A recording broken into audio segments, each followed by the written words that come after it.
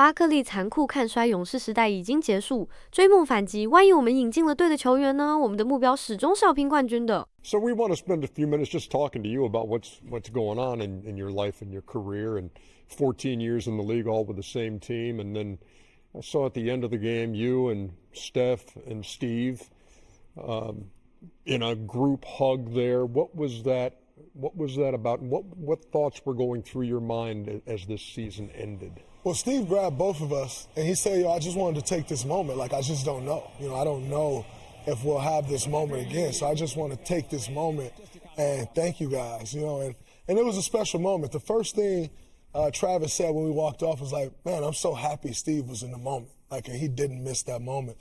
But like going down the stretch, you can't help but think like, is this it? Is this the end, right? Like, I have an option, as you see. If they don't want me back, I'm not just gonna take the option. Like, this has always been a partnership, right? You want me, I want you, it works out. And so I do think they want me back, but I'm just saying, with Steve, he's coaching on the last year of a contract.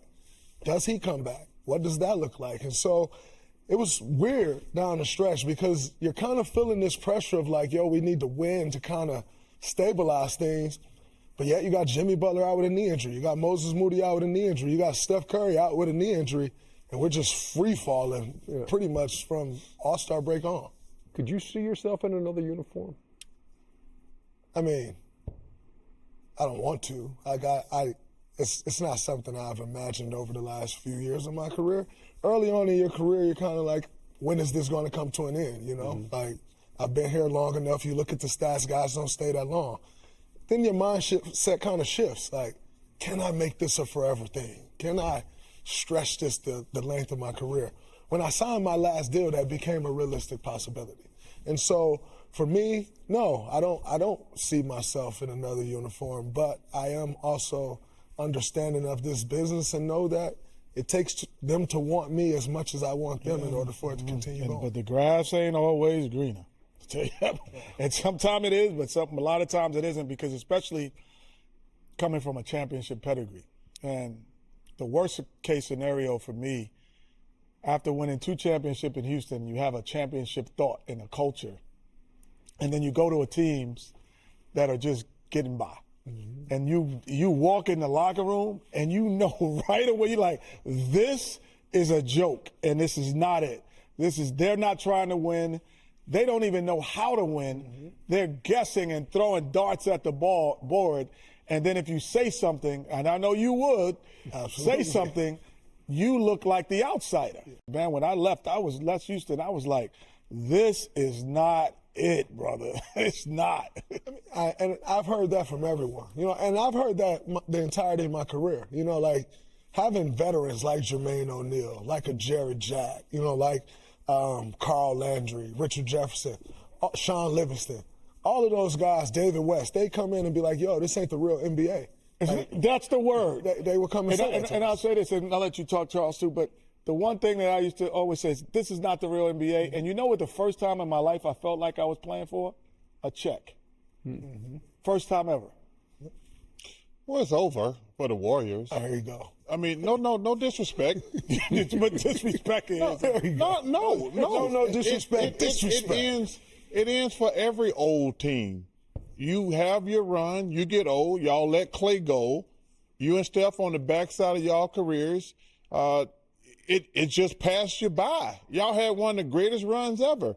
If you think you're not in the playoffs, you're not gonna you think you're gonna get healthier for next year, you're just gonna get older.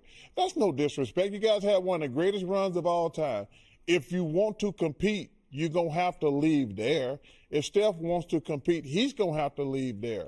You're gonna have to make that decision. What if they bring the right pieces in? They can't bring the right pieces. Why? Because they don't have no cap space. Okay. They don't have any cap space. Do you believe what he's talking over here? Well, here's what I would say. We had that hug for a reason, right? Like, we're not. Because it's over. We're not oblivious. Yeah.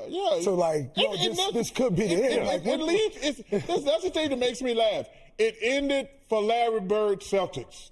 It ended for Isaiah Thomas Pistons. It ended for Michael Jordan's Bulls, The Last Dance. Absolutely. It ended for Tim Duncan and Parker and Ginobili. It always ends. Sports, listen, sports are for young people. You hope to have a great long career, but sports, nobody wins when they're 37, 38. But you said what you said. I want to hear if he believes what you're talking. Yeah, I mean, I think the goal is just to not look like you in the Houston Rockets uniform. Yeah. Is ultimately the goal for us. Like, we don't want to. What does that look like? Did you see it? I'm just asking. I saw it. I mean, so, you know, we're always going to try to compete. When you win championships, the goal will always be to try to reach that level. Can we get back to that level? Listen, to your point, Jimmy's going to miss a lot of next year. Moses is going to miss a lot of next year. That's $70 million. $75 million of a, $160 million payroll. So it's going to be tough. But make no mistake about it, the goal will always be to compete at a championship standard level. Whether we win a championship or not, I think as you get older, you have to redefine what's success, right? Still the most sellouts in the NBA. Still the most national TV games in the NBA. And you just want to give yourself a chance. Success may not be for us at this point a championship, right? That's just that's the way it goes. And so I think understanding what is success at this point is key for us, knowing and understanding that it may not be realistic to win a championship, but can we continue to build to that so that once we leave this organization, it's still in a great space of where they have that pedigree and they can try to build on that like the Spurs. Out. Exactly. Do you have any idea what Steve's going to do? I think and hope he's coming back. I don't know more than anyone else in the world knows outside of what I do know is that he wants to coach. Mm-hmm. And so if he wants to coach, I think he comes back. You raised a few eyebrows when you said that you felt like he had hindered your career somewhat. In what way?